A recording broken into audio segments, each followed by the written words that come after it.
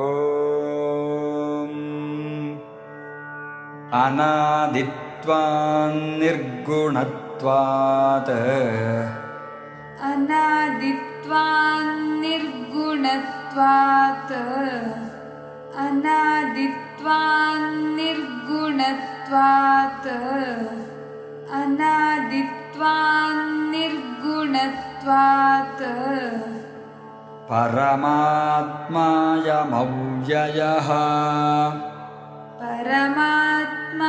परमात्मायमव्ययः परमात्मायमव्ययः परमात्मायमव्ययः शरीरस्थोऽपि कौन्तेय शरीरस्थोऽपि कौन्तेय शरीरस्थोऽपि कौन्तेय शरीरस्थोऽपि कौन्तेय न करोति न लिप्यते न करोति न लिप्यते न करोति न लिप्यते न करोति न लिप्यते यथा सर्वगतं सौक्ष्म्यात् यथा सर्वगतं सौक्ष्म्यात्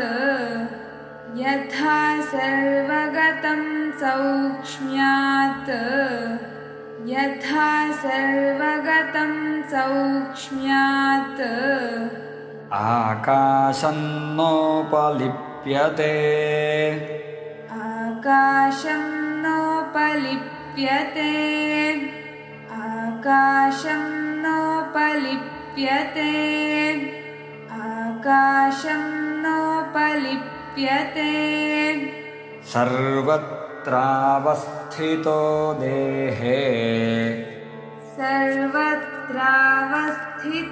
देहे सर्वत्रावस्थितो देहे सर्वत्रावस्थितो देहे तथात्मानोपलिप्यते तथात्मानोपलिप्यते तथात्मानोपलिप्यते तथात्मानोपलिप्यते यथा प्रकाशयत्येकः यथा प्रकाशयत्येकः यथा प्रकाशयत्येकः यथा प्रकाशयत्येकः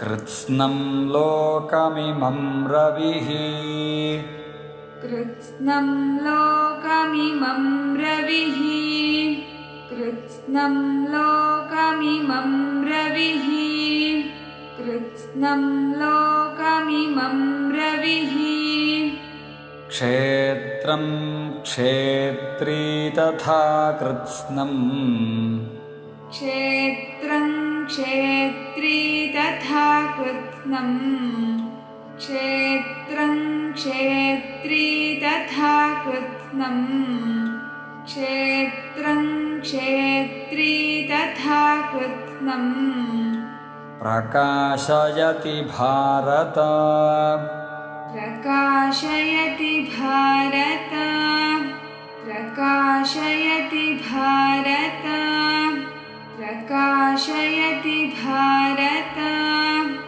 क्षेत्रक्षेत्रज्ञयोरेवम् क्षेत्रक्षेत्रज्ञयोरेवम् क्षेत्रक्षेत्रज्ञयोरेवम् क्षेत्रक्षेत्रज्ञयोरेवम् अन्तरञ्ज्ञानचक्षुषा अन्तरञ्ज्ञानचक्षुषा अन्तरञ्ज्ञानचक्षुषा अन्तरञ्ज्ञानचक्षुषा भूतप्रकृतिमोक्षं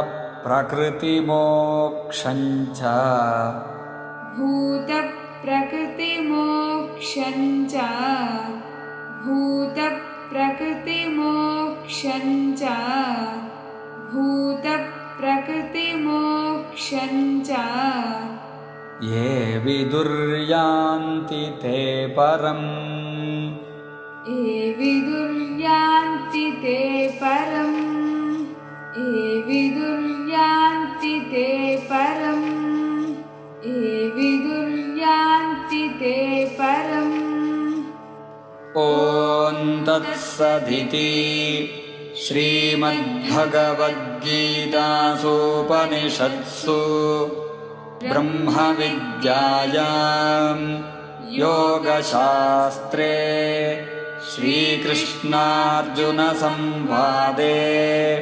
क्षेत्रक्षेत्रज्ञविभागयोगो नाम त्रयोदशः। हरिः ॐ।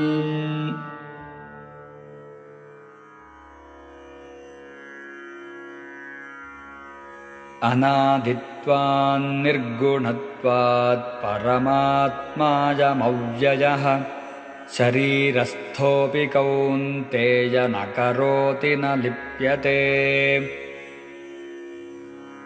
यथा सर्वगतं सौक्ष्म्यादाकाशं नोपलिप्यते सर्वत्रावस्थितो देहे तथात्मानोपलिप्यते।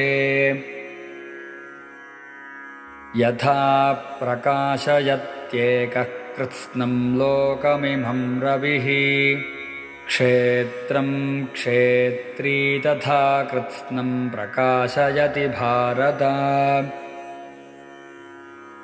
क्षेत्रक्षेत्रज्ञयोरेवमन्तरं ज्ञानचक्षुषा भूतप्रकृतिमोक्षं च ये विदुर्यान्ति ते परम्। ॐ तत्सदिति श्रीमद्भगवद्गीतासूपनिषत्सु ब्रह्मविद्यायां योगशास्त्रे श्रीकृष्णार्जुनसंवादे क्षेत्रक्षेत्रज्ञविभागयोगो नाम त्रयोदशः। हरिः ॐ।